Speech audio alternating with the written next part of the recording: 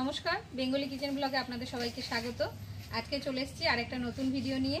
আজকে করব, দেখুন কত বড় একটা সিলভার কাপ মাছ নিয়ে এসেছি। এই সিলভার কাপ মাছের একটা রেসিপি করব। আশা করব আপনাদের খুব ভালো লাগবে। প্রথম থেকে শেষ পর্যন্ত অবশ্যই আপনারা আমাদের সাথে থাকুন।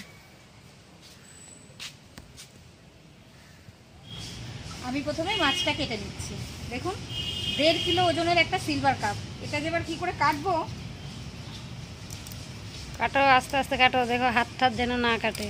এই তো মাছে আবার ডিমও আছে মনে হচ্ছে।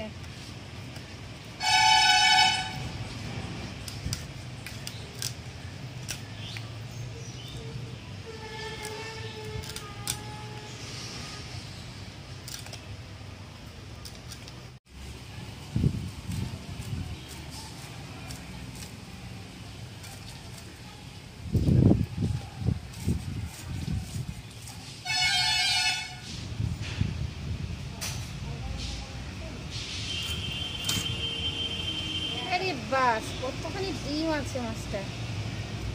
আমি বললাম বুটি হবে।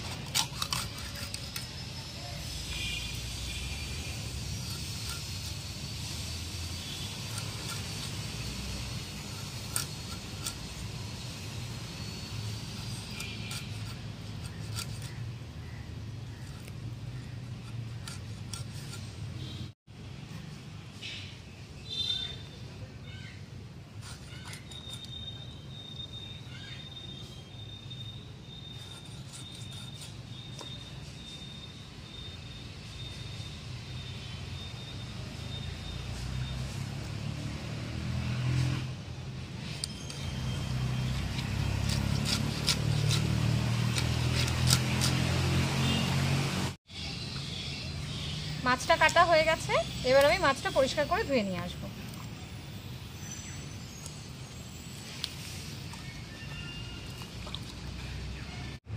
মাছটা ধুয়ে পরিষ্কার করে নিয়ে এসেছি। এবার দেখুন কচি কচি ঢেঁড়স নিয়ে এসেছি। আজকে মাছের ঝোল করব ঢেঁড়স দিয়ে।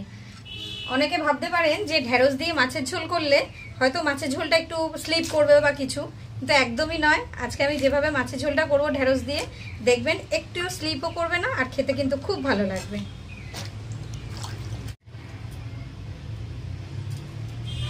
ঢেঁড়সগুলোকে আমি গোটা গোটাই রাখবো, হালকা করে একটু চিড়ে দেবো। এই জ্যান্ত জ্যান্ত মাছ বা টাটকা মাছ এরকম এই ঢেঁড়স দিয়ে ঝোল খেতে কিন্তু খুব ভালো লাগে।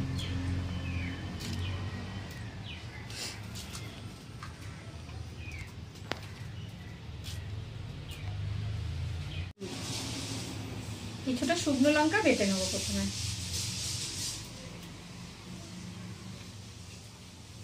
একদম অল্প মশলার তরকারি, বেশি কোনো মশলা প্রয়োজন হবে না, খালি লঙ্কাই বাটবো।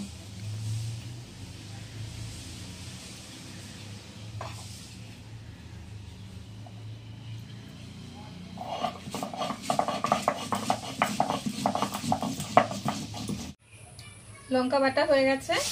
আমি পরিমাণ মতন মাছ নিয়ে নিয়েছি, আমার যতটা লাগবে। এবার মাছের মধ্যে লবণ, হলুদ আর লঙ্কা বাটা মাখিয়ে নেব।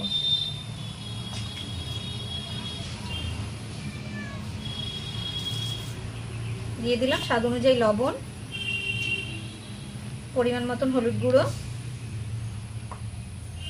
আর একটু লঙ্কা বাটা। ভালো করে মাখিয়ে নেব।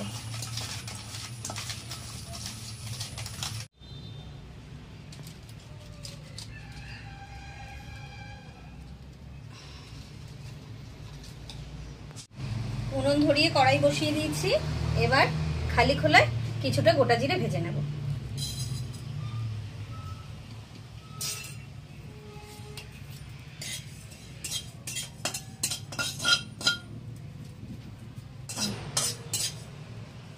জিরেটা ভাজা হয়ে গেছে, ঢেলে নেব। এবার গরম কড়াইতেই দিয়ে দেবো পরিমাণ মতো সরিষার তেল, দিয়ে মাছটা ভেজে নেব।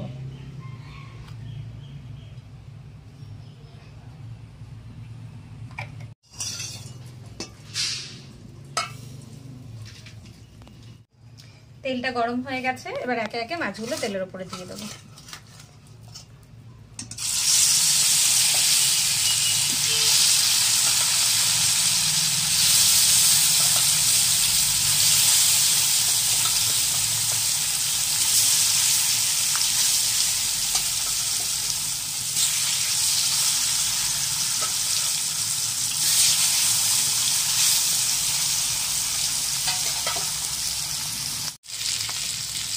মাছ ভাজাটা দারুণ হয়েছে মামা, লাল লাল ঝাল ঝাল। সিলভার মাছ টান টান করে ভাজাটা হলে ঝোলটা দারুণ টেস্ট হয়। মাছটা লাল করে ভেজে নিয়েছি, এবার মাছগুলোকে তুলে নেব।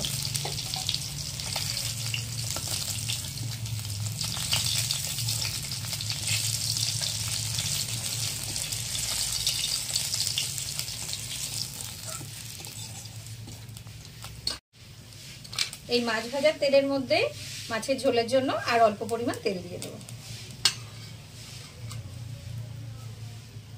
এবার দিয়ে দেবো ফোড়নের জন্য কয়েকটা গোটা জিরে।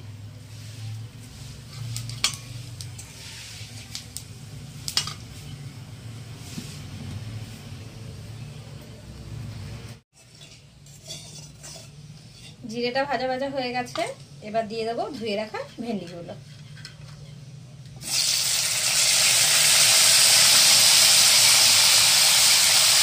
ভেন্ডিটা লাল লাল করে ভেজে নেব।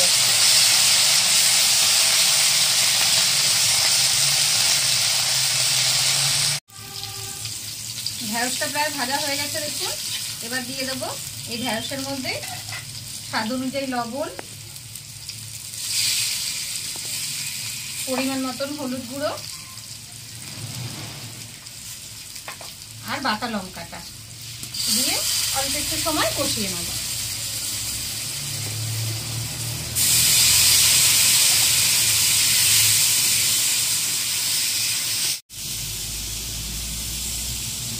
মশলাটা প্রায় কষানো হয়ে গেছে দেখুন, একটা ঢেঁড়স কিন্তু ভাঙেনি। এবার দিয়ে দেবো পরিমাণ মতন জল। এই মশলা বাটার জলটাই আমি ঢেলে দিলাম।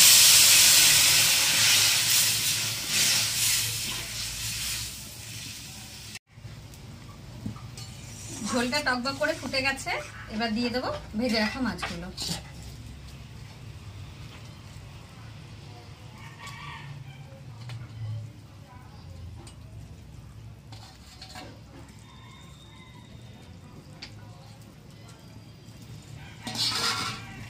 আর কিছু সময় ফুটিয়ে নেব।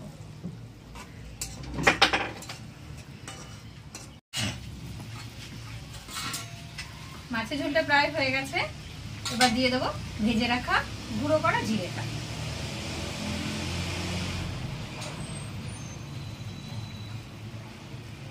একটু মিশিয়ে নেব।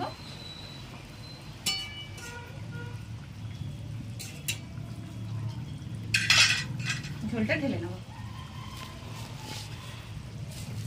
একদম হালকা তেল মশলার এই মাছের ঝোল খেতে কিন্তু দারুণ লাগে। দেখুন একটা ঢেঁড়সও গলেনি, আর ঝোলটাও কিন্তু কোনো লেই ভাব হয়নি, একদম পাতলা ঝোল হয়েছে। একবার অবশ্যই বাড়িতে আপনারা এইভাবে ঢেঁড়স দিয়ে খেয়ে দেখবেন, খেতে কিন্তু খুবই ভালো লাগে। আমাদের এই মাছের ঝোলের রেসিপিটা কেমন লাগলো অবশ্যই কমেন্টে জানাবেন। ভালো লাগলে একটা লাইক করে দেবেন। আরও নতুন নতুন রান্না দেখার জন্য চ্যানেলটিতে সাবস্ক্রাইব করে এভাবেই আমাদের পাশে থাকুন। দেখা হচ্ছে পরের ভিডিওতে। নমস্কার।